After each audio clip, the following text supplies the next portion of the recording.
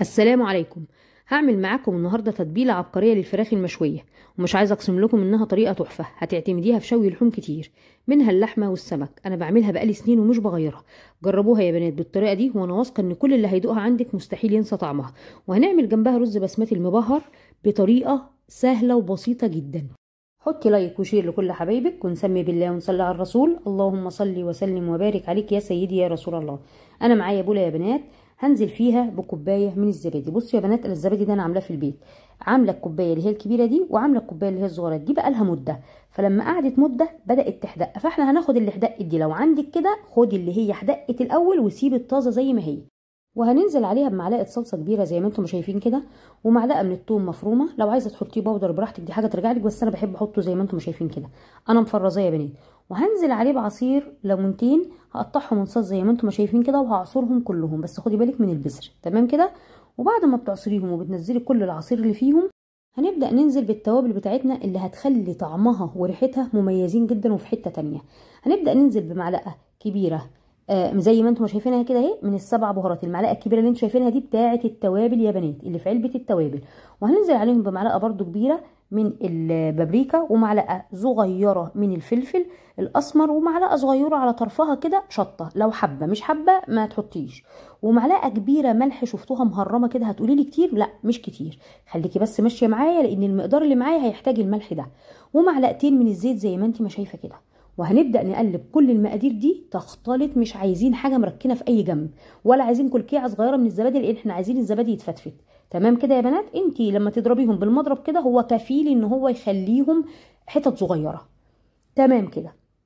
وانا عندي هنا يا بنات الوراك بتاعتي من غير الدبابيس بتاعتها. انا اوقات يا بنات بجيب مثلا 6 فرخات او 3 فرخات حسب ما بتبقى الظروف متاحه. بحط الدبابيس في ناحيه، احط الوراك في ناحيه، يعني في اكياس كده، وبفرزها وبحطها في الفريزر. صدر الفرخه برضو بجمعهم كده واحطهم في اكياس لوحدهم، والاجنحه برضو بحطهم في اكياس لوحدهم. يعني بعملهم عارفين كانكم جبتوا حاجه وفصصتوها. انا بعمل كده، يعني انا واخده على النظام ده. ما بروحش اجيب الفيليه كده بالكيلو، لا انا بجيب الفيليه واعمله بالطريقه دي. تمام. وبنمسك بقى السكينه زي ما انتم ما شفتوا كده معايا في الفيديو، وبفضل انغص كده في قلب الفراخ بتاعتي، بحيث ان انا افتح المسام بتاعتها، واجيب الخلطه بتاعتي اللي انا عملتها معاكم، وابدا احطها تحت الجلد ومن فوق ومن كل ناحيه. اهم حاجه يا بنات ما تسيبوش مكان مش محطوط له التتبيله. اتوصوا بيها قوي، لان التتبيله دي مش عايزه اقول لكم روعه فوق ما تتصوروا. لو عملتوها بالطريقه دي يا بنات هتدعوا لي عليها. وبتحطي تحت الجلد كده، نفترض ان هي لازقه كده الجلد زي ما انتم ما شفتوا، لا تبداوا ان انتوا ترفعوا الجلد كده، وتبداوا تحطوا تحت منها وفوق منها، وحتى الجلد ذات نفسه من فوق تبداوا تحطوها كده. ونحطها في التلاجة وتغطيها بستريتش رول او بغطا، بحيث ان هي التتبيله ما تنشفش معاكم. والفراخ دي يا بنات مغسوله ومتصفيه كويس.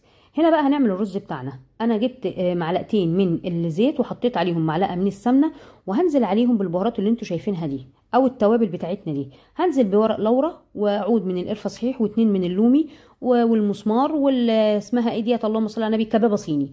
لو في عندك حبهان يا ريت هتبقى جميله، بس انا للاسف ما كانش عندي حبهان. وهتنزلي بيهم على الزيت كده بتاعك والسمنه، وهتديهم تشويحه صغيره. بعد ما تشوحيهم كده وتشمي كده الريحه وانت واقفه، ريحه روعه، ريحه عطريه جميله فوق ما تتصوروا.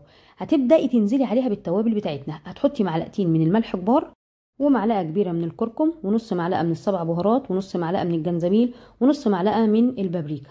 تمام كده. وتنزلي برضو بيهم وتديها برضو تشويحه كويسه كده. هتبدا الريحه بتاعتها تطلع. اول ما تطلع هتنزلي عليها ببصلايه، يا اما مقطعاها صغير يا اما بشراها بشر ناعم زي ما انت مش ناعم قوي اللي هو بتاع الكفته يا بنات، لا يعني بشر صغير. تمام كده. وتبداي ان انت برضو تديها تشويحه. هتدي بقى ريحه فظيعه في المطبخ، هتقلب الدنيا، هتلم الجيران وتلم العيال وتلم الدنيا كلها. جربوها كده يا بنات وانتوا هتدعوني ان شاء الله. وبعدين انا غاسله عندي كيلو من الرز البسمتي يا بنات وصفيته، بس قبلها انا كنت نقعاه لمده تلت ساعه او نص ساعه. يعني انت بتجيبيه وبتنقعيه، مش عايزه تنقعيه بيبقى له مقدار تاني في الميه. اللي انا بقوله لك ده مقدار الميه، لان الرز بتاعي كان منقوع. انا لكل كوبايه من الرز البسمتي بحط له كوبايه ونص من الميه. تمام كده. يعني انت عدي كده عاير الكوبايات وعديها. بس انا بصراحه بعمله بالنظر ليه؟ لان انا خلاص حفظته. لكن بما انك هتعمليه لو لاول مره، تبقى تعمليه زي ما انا ما بقول لك كده.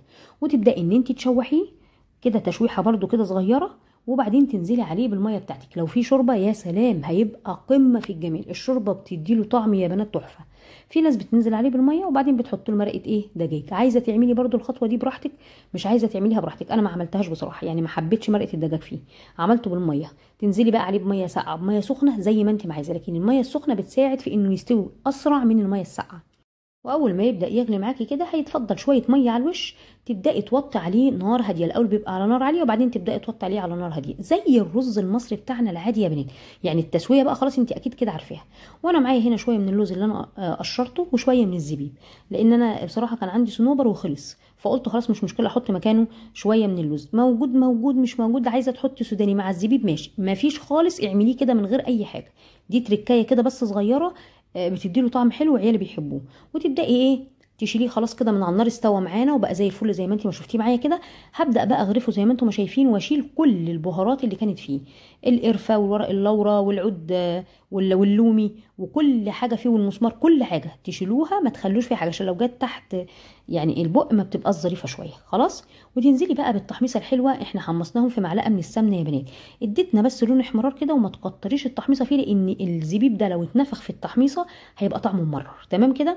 وكده الفراخ بتاعتي المشويه طلعت زي ما انتم شايفين، مش عايزه اقول لكم تحفه تحفه. انا حطيتها في الفرن بتاعي الكهربائي على درجه حراره 250، وحطيتها في النص على الشبكه، ولعت عليها من فوق ولعت عليها من تحت. اخدت معايا بالظبط ساعه لان الوراك بتاعتي كانت كبيره. بصوا يا بنات على الرز مفلفل ازاي، الحبايه جنب الحبايه مش معجنه ابدا، واللوز متحمر والزبيب قمه في الجمال. ان شاء الله هتجربوها بالطريقه دي وهتعجبكم، لان انا عاده يعني مش بسلق الفراخ ابدا، انا دايما بشويها. الفراخ البيضه دايما بشويها، عمري في حياتي ما سلقتها. جربوا الطريقه دي يا بنات، وجربوا الخلطه اللي انا عملتها دي في مشويات كتير. انا بعملها في السمك وبعملها في اللحوم، بتبقى قمه في الجمال في الشوي. كده فيديو النهارده يبقى خلص، يا رب يكون عجبكم. لو عجبك الفيديو يا ريت ما تنسيش اللايك والشير وكومنت حلو منكم، واشوفكم في فيديو جديد ووصفه جديده، واترككم في رعايه الله وامنه، والسلام عليكم ورحمه الله تعالى وبركاته.